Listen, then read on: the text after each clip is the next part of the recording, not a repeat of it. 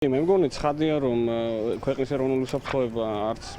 აუხანაშვილის დღის ეს რიგში ყოფილა და არც მდინარაძის იქნება ამ შემთხვევაში ორივე სამოცანა იყო რეჟიმის უსაფრთხოება რომელიც როგორც ჩანს საკმარისად ვერ გაართვა თავი ოხანაშვილმა დღეს მას მდინარაძე ჩაანაცვლებს რომელიც ისედაც როგორც ჩანს დიდი ალბათობით იყო კურატორი ამ ძალოვანი უწყებების და ამჯერად უბრალოდ მოხდა ამ ყველაფრის გაფორმალურება მე არ მგონია რომ მდინარაძე უკეთესი მენეჯერი იქნება ჩვენ უნდა გვესმოდეს რომ სახელმწიფო უსაფრთხოების სამსახურს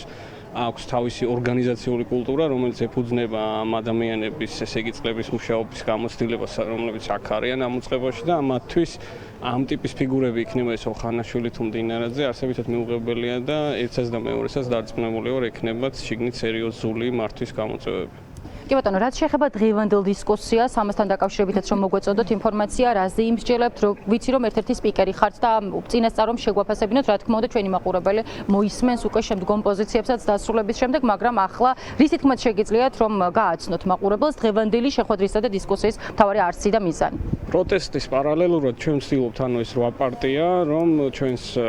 პოტენციურ ამორჩეველს, მოქმედ ამორჩეველს გავაცნოთ ჩვენი ხედვები სხვადასხვა პოლიტიკებში, ამ შემთხვევაში დღეს ვისაუბრებთ ეროვნული თავდაცვის სტრატეგიის თაობაზე მიუხედავად იმისა რომ ჩვენ შორის არსებობს განსხვავებები მე მიმაჩნია რომ თავდაცვა სწორედ ის სფეროა სადაც მაღალი დონის კონსენსუსი როგორი უნდა იყოს ქვეყნის ეროვნული თავდაცვა ამის თაობაზე პოლიტიკურ პარტიებს შორის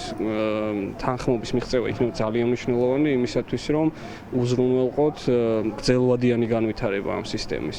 ამიტომ ამ ტიპის დიალოგი როგორც თვითონ პარტიებს შორის და მათ წარმომადგენლებს შორის ისე ჩვენ სამორჩეველთან არის ძალიან არსებითი და მნიშვნელოვანი. კი ბატონო